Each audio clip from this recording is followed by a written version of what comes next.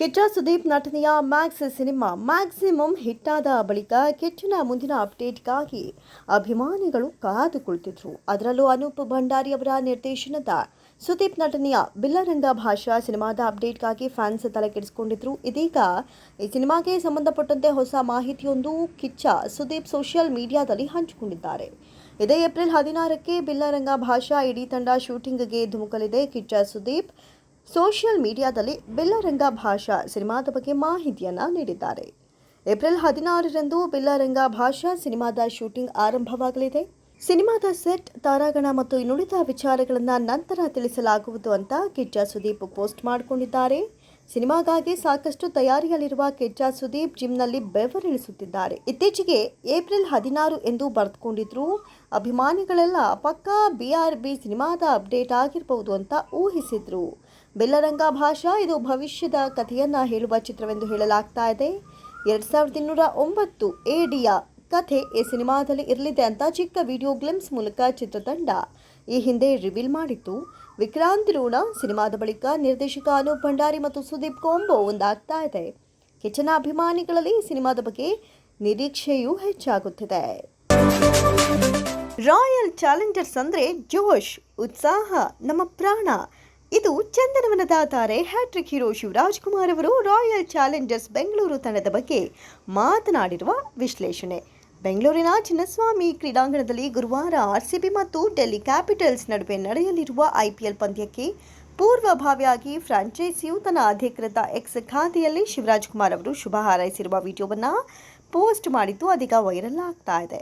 ಈ ವಿಡಿಯೋದಲ್ಲಿ RCB ತಂಡದ ಜೆರ್ಸಿ ಧರಿಸಿರುವ ಶಿವರಾಜ್ ಕುಮಾರ್ ಅವರು ಯಾಕೆ ಕನ್ನಡಿಗರಿಗೆ RCB ಅಂದರೆ ಅಷ್ಟೊಂದು ಪ್ರೀತಿ ಎಂಬುದನ್ನು ವಿವರಿಸಿದ್ದಾರೆ.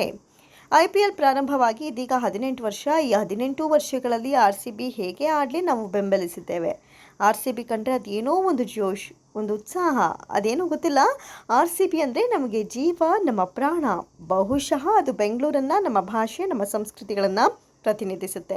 ಮತ್ತೆ RCB ಅವರು ಯಾವಾಗ ಆಡಿದ್ರೂ ಒಂದು ಜೋಶ್ನಲ್ಲಿ ಆಡ್ತಾರೆ. ಹೀಗಾಗಿ 18ನೇ ಸೀಸನ್ನಲ್ಲಿ RCBಗೆ ಒಳ್ಳೆಯದಾಗಲಿ ಅಂತ ನಾನು ದೇವರಲ್ಲಿ ಪ್ರಾರ್ಥನೆ ಮಾಡ್ತೇನೆ.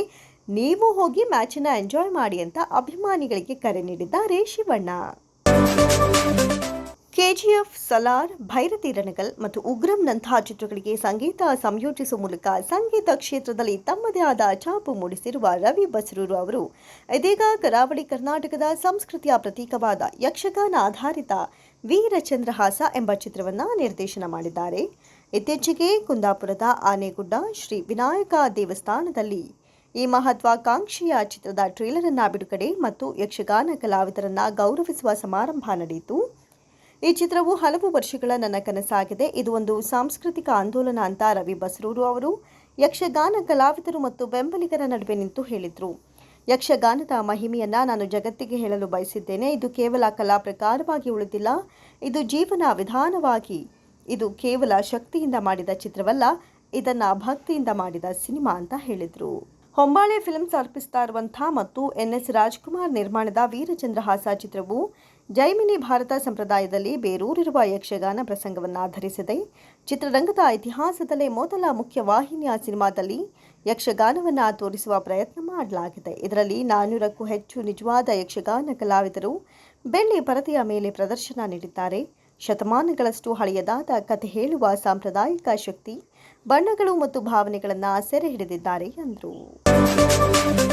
ಟ್ರೇಲರ್ ಮೂಲಕ ಕೇಸರಿ ಚಾಪ್ಟರ್ 2 ಸಿನಿಮಾ ಗಮನ ಸೆಳೆದಿದೆ. ಏಪ್ರಿಲ್ 18ರಂದು ಈ ಸಿನಿಮಾ ಬಿಡುಗಡೆಯಾಗ್ತಾ ಇದೆ. ಈ ಚಿತ್ರದಲ್ಲಿ ಅಕ್ಷಯ್ ಕುಮಾರ್, R ಮಾಧವನ್, ಅನನ್ಯ ಪಾಂಡೆ ಮುಂತಾದವರು ನಟಿಸಿದ್ದಾರೆ. ಕೇಸರಿ ಚಾಪ್ಟರ್ 2 ಸಿನಿಮಾದಲ್ಲಿ ದೇಶಭಕ್ತಿ ಕಥಾ ಹಂದರ ಇದೆ. ಎಲ್ಲ ವರ್ಗದ ಪ್ರೇಕ್ಷಕರು ಈ ಸಿನಿಮಾ ನೋಡಬೇಕು ಎಂಬುದು ಚಿತ್ರತಂಡದ ನಿರೀಕ್ಷೆ ಆಗಿರುತ್ತೆ. ಆದರೆ ಈ ಸಿನಿಮಾಗೆ ಈಗ ಸೆನ್ಸಾರ್ ಮಂಡಳಿಯಿಂದ A ಪ್ರಮಾಣ ಪತ್ರ ನೀಡಲಾಗಿದೆ. ಅಂದರೆ 18 ವರ್ಷ ವಯಸ್ಸಿಗಿಂತಲೂ ಕಿರಿಯರು ಈ ಸಿನಿಮಾವನ್ನು ವೀಕ್ಷಿಸುವಂತಿಲ್ಲ. ಅಷ್ಟಕ್ಕೂ ಕೇಸರಿ ಚಾಪ್ಟರ್ 2 ಸಿನಿಮಾಗೆ A ಪ್ರಮಾಣ ಪತ್ರ ಸಿಕ್ಕಿದ್ದು ಯಾಕೆ ಅಂತ ನೋಡೋದಾದರೆ 1919 ಏಪ್ರಿಲ್ 13ರಂದು ನಡೆದ ಜಲಿಯನ್ ವಾಲಾ ಬಾಗ್ ಹತ್ಯಾಕಾಂಡದ ಕುರಿತು ಕೇಸರಿ ಚಾಪ್ಟರ್ 2 ಸಿನಿಮಾ ಮೂಡಿಬಂದಿದೆ. ಈ ಹತ್ಯಾಕಾಂಡವನ್ನು ಪ್ರಶ್ನಿಸಿ ಬ್ರಿಟಿಷ್ ಸರ್ಕಾರದ ವಿರುದ್ಧ ನ್ಯಾಯಾಲಯದಲ್ಲಿ ಹೋರಾಡಿದ ಶಂಕರನ್ ನಾಯರ್ ಜೀವನದ ಕುರಿತು ಈ ಸಿನಿಮಾದಲ್ಲಿ ತೋರಿಸಲಾಗ್ತಾ ಇದೆ. ಹತ್ಯಾಕಾಂಡದ ಭೀಕರತೆ ಇರೋದ್ರಿಂದ ಚಿತ್ರಕ್ಕೆ A ಪ್ರಮಾಣ ಪತ್ರ ಸಿಕ್ಕಿರೋ ಸಾಧ್ಯತೆ ಹೆಚ್ಚಿದೆ. 2019ರಲ್ಲಿ ಬಂದ ಕೇಸರಿ ಸಿನಿಮಾದಲ್ಲೂ ಕೂಡ ದೇಶಭಕ್ತಿ ಕಥಾಹಂದರ ಇತ್ತು. ಇದೀಗ ಕೇಸರಿ ಚಾಪ್ಟರ್ 2 ಸಿನಿಮಾ ಕೂಡ ಒಂದು ಐತಿಹಾಸಿಕ ಘಟನೆಯನ್ನಾಧರಿಸಿದ ಸಿನಿಮಾವಾಗಿದೆ. ಈ ಸಿನಿಮಾ ಮೇಲೆ ಅಕ್ಷಯ್ ಕುಮಾರ್ ಅವರ ಅಭಿಮಾನಿಗಳು ಸಾಕಷ್ಟು ನಿರೀಕ್ಷೆಯನ್ನ ಇಟ್ಟುಕೊಂಡಿದ್ದಾರೆ. ಈ ಚಿತ್ರಕ್ಕೆ ಕರಣ್ ಸಿಂಗ್ ತ್ಯಾಗಿ ಅವರು ನಿರ್ದೇಶನವನ್ನ ಮಾಡಿದ್ದಾರೆ. ಆಂಧ್ರಪ್ರದೇಶದ deputy CM power star Pawan Kalyan ಅವರ ಚಿಕ್ಕ ಮಗ ಮಾರ್ಕ್ ಶಂಕರ್ ಸಿಂಗಾಪುರದಲ್ಲಿ ಸಮ್ಮರ್ ಕ್ಯಾಂಪ್ಗೆ ಹೋಗಿ ಅಗ್ನಿ ಅವಘಡಕ್ಕೆ ಗುರಿಯಾಗಿದ್ದಾರೆ. ಅವರ ಕೈ ಮತ್ತು ಕಾಲುಗಳಿಗೆ ಗಾಯಗಳಾಗಿವೆ. ಶ್ವಾಸಕೋಶಕ್ಕೆ ಹೊಗೆ ಹೋಗಿದೆ. ಇದರಿಂದ ಉಸಿರಾಡಲು ತೊಂದರೆಯಾಗಿದೆ. ಮಗನಿಗೆ ಅಪಘಾತವಾದ ವಿಷಯ ತಿಳಿದು ಪವನ್ ಕಲ್ಯಾಣ್ ಸಿಂಗಾಪುರಕ್ಕೆ ತಲುಪಿದ್ದಾರೆ.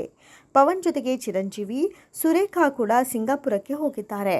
ಅಲ್ಲಿಗೆ ಹೋದ ಪವನ್ ಮಗನ ಹೆಲ್ತ್ ಅಪ್ಡೇಟ್ ನೀಡಿದ್ದಾರೆ. ಆರೋಗ್ಯ ಚೆನ್ನಾಗಿದೆ, ಚೇತರಿಸಿಕೊಳ್ತಿದ್ದಾರೆ ಅಂತ ತಿಳಿಸಿದ್ದಾರೆ. ಈ ಬಗ್ಗೆ ಒಂದು ಫೋಟೋ ಕೂಡ ಹೊರಬಂದಿದೆ.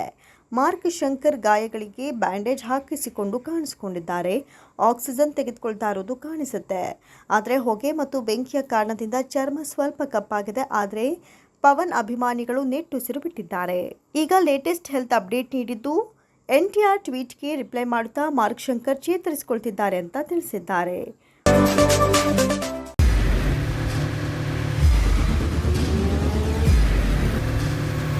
ಪ್ರಜಾಮಾರ್ಗ ನ್ಯೂಸ್, ಇದು ಜನಸಾಮಾನ್ಯರ ಧ್ವನಿ. ನಮಸ್ಕಾರ. ನೀವು ನೋಡ್ತಾ ಇದ್ದೀರಾ ಪ್ರಜಾಮಾರ್ಗ ನ್ಯೂಸ್. ರಾಷ್ಟ್ರದ ರಾಜ್ಯದ ರಾಜಕೀಯದ ಬಗ್ಗೆ ಹೆಚ್ಚಿನ ಸಿನಿಮಾ ಅಪ್ಡೇಟ್ಗಳಿಗಾಗಿ ಫಸ್ಟ್ ಲೈಕ್ ಮಾಡಿ, ಸಬ್ಸ್ಕ್ರೈಬ್ ಆಗಿ, ಹಾಗೆ ಫಾಲೋ ಕೂಡ ಮಾಡಬೇಕು.